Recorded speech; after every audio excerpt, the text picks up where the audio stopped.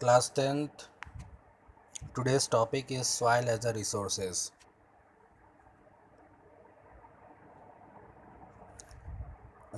So let's start the chapter. Soil is the most important renewable natural resources.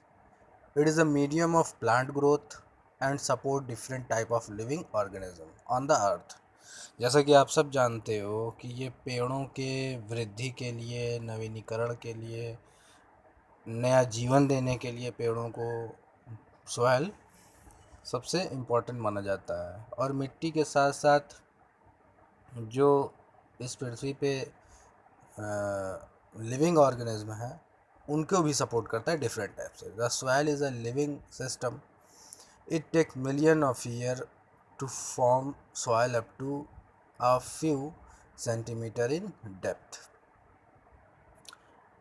मिट्टी जो है एक जीवित प्रणाली है। यह कुछ वर्षों तक मिट्टी बनने में लाखों वर्ष लगा देते हैं। ठीक है, ये ऐसा नहीं कि मिट्टी तुरंत बन जाती है, इसको बनने में लाखों साल लगे हैं। Relief rock, parent rock, bed rock, climate, vegetation and other form of life and time are important factor in the formation of soil. तो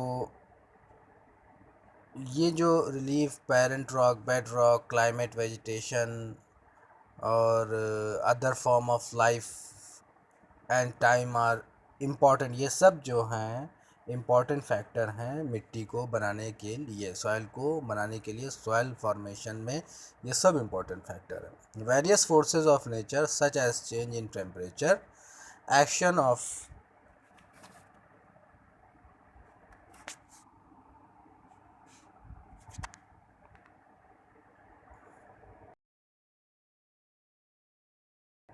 running water, wind and glacier activities of decomposer etcetera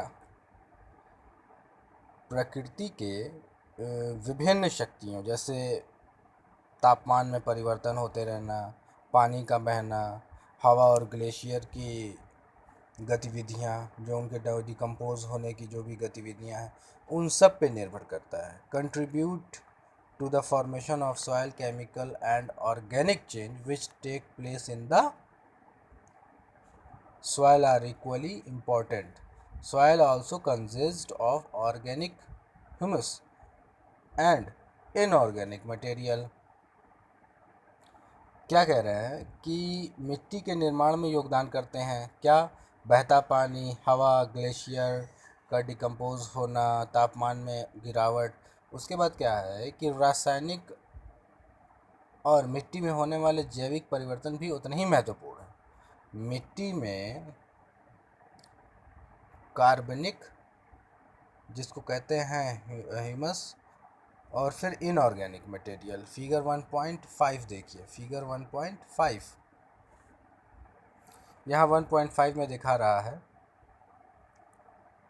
कि किस तरह से अर्थ की जो surface है वहाँ क्या है, सरफेस के नीचे क्या है। तो layer of different layer of earth यहाँ पे दिखा रहा है। And the top most layer is called soil layer. मिट्टी सबसे ऊपर होती है। क्लियर है? फिर क्या है? Classification of soil. India has very relief feature, landform, climate, realms and vegetation types. These have contributed in the development of various types of soil.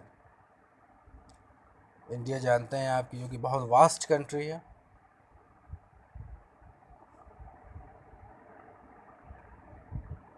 And यहाँ की जो सुविधाएं हैं, फिर भूमि कैसी है, यहाँ की जलवायु, यहाँ का फिर वनस्पति, इसके हिसाब से यहाँ कई प्रकार की मिट्टियाँ हैं। ठीक है, तो अब क्या है? Alluvial soil. ठीक है, एलुवियल सॉइल क्या है इसको हमें पढ़ना है। This is the most widely spread and important soil. In fact the entire northern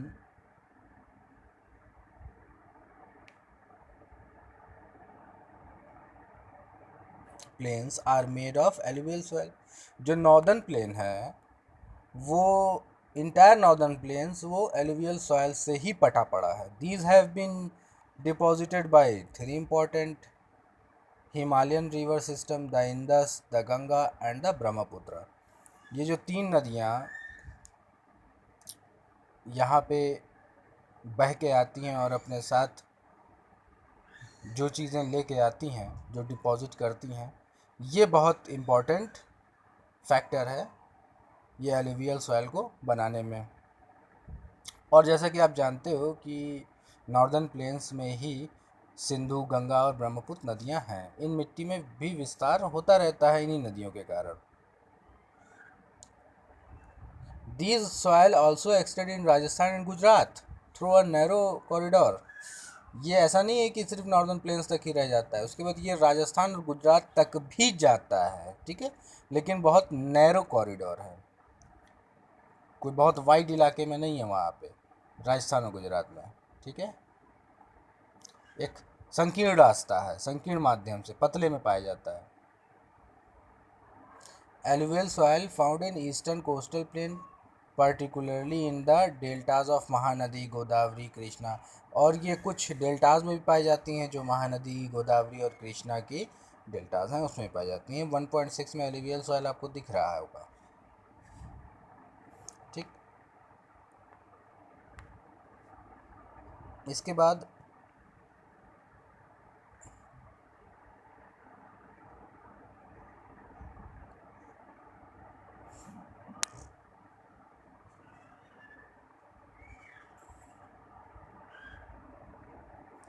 हम ब्लैक सॉइल के बारे में पढ़ेंगे, ठीक है।